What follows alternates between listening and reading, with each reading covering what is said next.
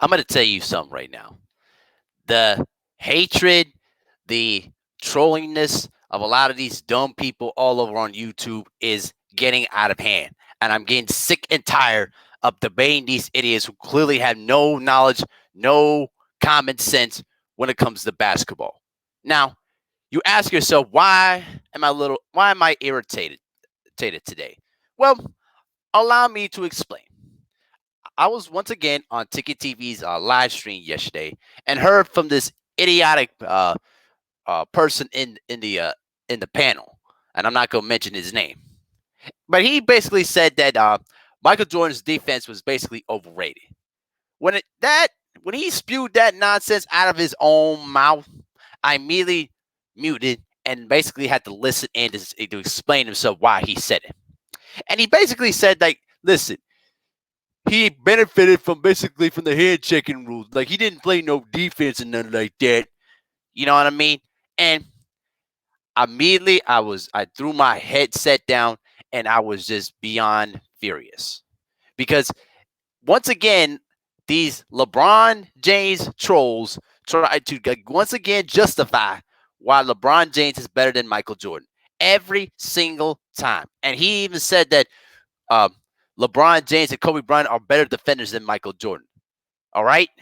Now let me tell y'all something, okay?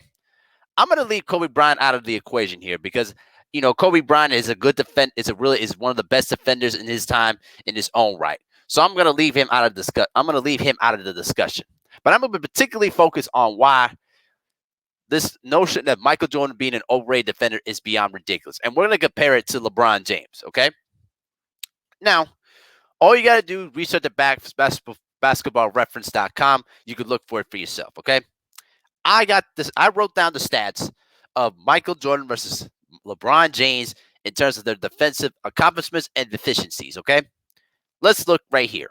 Okay, number one, Michael Jordan at 3 times in his career led the NBA in steals. In 1988, when he won Defensive Player of the Year, that same season. Okay, he also led the league in steals in 1990 and in 1993. Okay, LeBron James has never led the NBA in steals in his entire career. All right.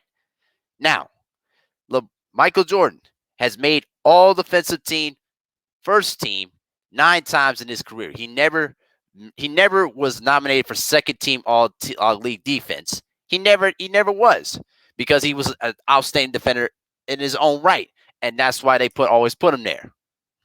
For LeBron James, he's made all defensive team, first team, only 5 times. And only 1 time in his career I should say only 5 times, I should say only about 1 time, LeBron James made all league second team, the defense. Okay. And he never won Defensive Player of the Year. Okay. And LeBron is 13th all time in career steals, while Michael Jordan is ranked third all time in career steals behind Jason Kidd and John Stockton. Okay? That's not by accident. All right? That is clearly not by accident. Now, LeBron has shown his moments where he actually can play some good defense, but overall, his defensive efficiency is way below league standards to Michael Jordan's. All right?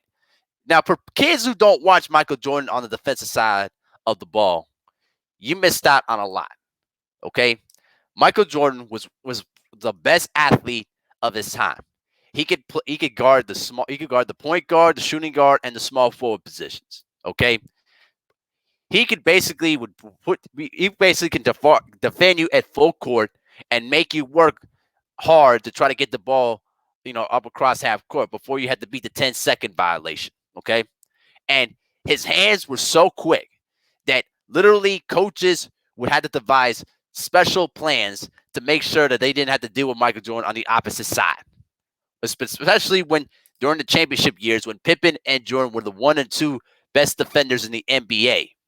They had to devise special offensive game plans to make sure that they didn't have to deal with Michael Jordan or Scottie Pippen on that side of the ball. All right. Michael Jordan's anticipation on defense was so great. He could basically guard his man, recover to the weak side, and block shots from behind. And I remember in 1992, he was second in the NBA in block shots for shooting guards behind Reggie Lewis of the Boston Celtics. Okay, now LeBron, I don't. He's never led the league in blocks at all for his position. But everybody wants to say that LeBron James is his ultimate great defender. He's a go. He's a great defender. Listen, I've seen LeBron James get toasted on the defensive end, even when he was in the Lakers last season. Did you guys remember that Mr. Kyle Kuzma had to call out LeBron James on his lack of defense? All right. There's no reason for the greatest player of all time, what you guys call LeBron James, to be called out by a second-year player to actually tell you to play defense. Because Kyle Kuzma would never have said it to Michael Jordan. All right? You think Steve Kerr would ever say that to Michael Jordan? He never had to. Because Michael Jordan preached defense. He preached both sides of the ball every single time that he played. All right?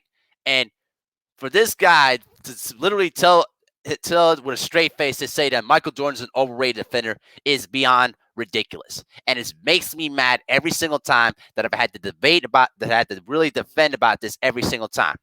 Now, there is some people that don't not like Michael Jordan. They think he's basically a horrible person to deal with. He's a meanie.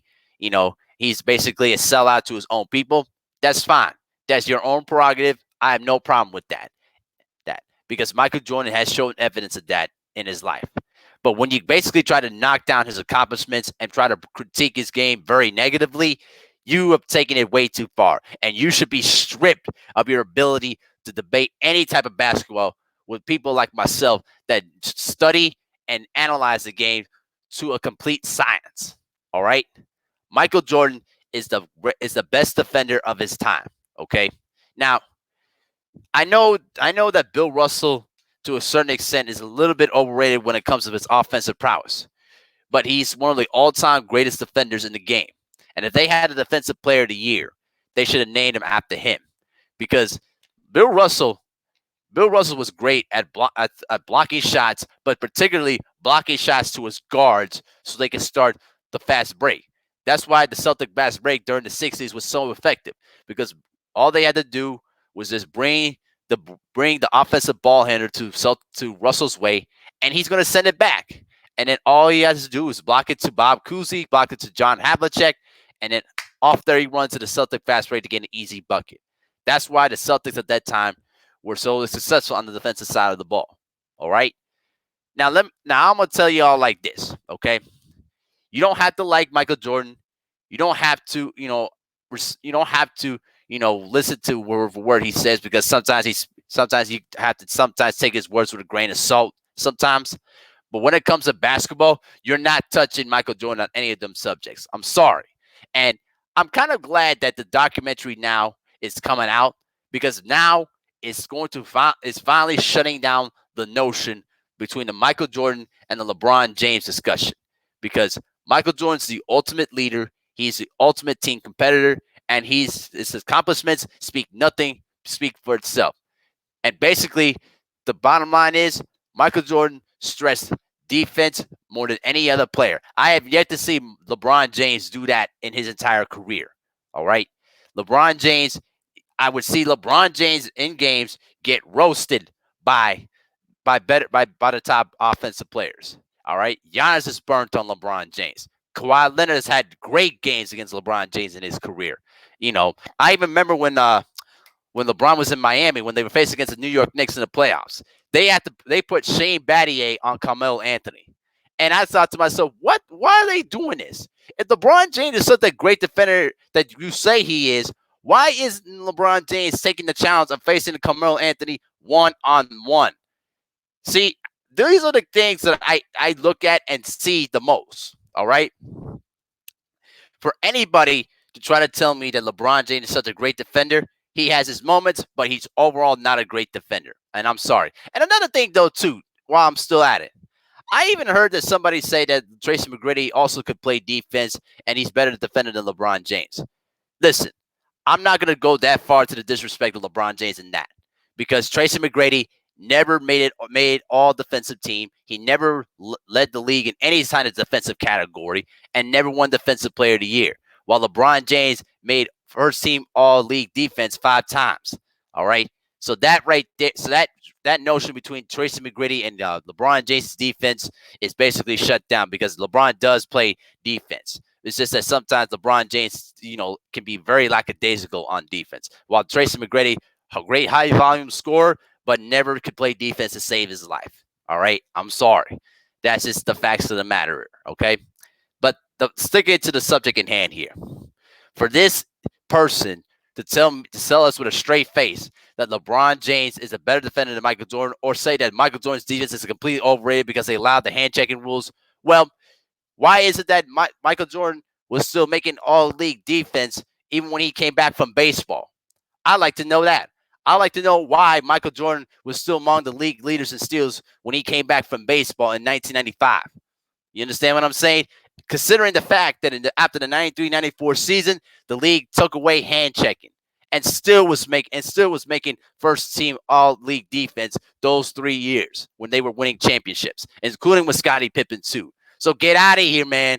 Get out of here. I don't want to hear this nonsense from you LeBron James trolls, you LeBron James fanboys, and you Michael Jordan haters. All right, this is beyond ridiculous. You're basically just trying to stretch out your desperation at this point because right now the documentary is exposing the entire notion of greatest player of all time. And tonight you're going to see more of that as we're going to see the Chicago and Detroit rivalry and how personal the rivalry is. And I'm going to make a video about Isaiah Thomas's ridiculous comments. I'm going to make that in a few minutes here. So y'all stay tuned for that though, guys. But much love to you guys. I hope that my video can kind of clear up all the nonsense that's been going on around here. But tonight we got episodes 3 and 4 of The Last Dance. So stay tuned. I might come back later on for a little bit of a preview episode, maybe a little post-show episode, or most likely we'll probably do it tomorrow. But make sure to hit the subscribe button and hit the bell icon for all the notifications when I drop some videos or when I go on live. But y'all have a great day, guys. Peace.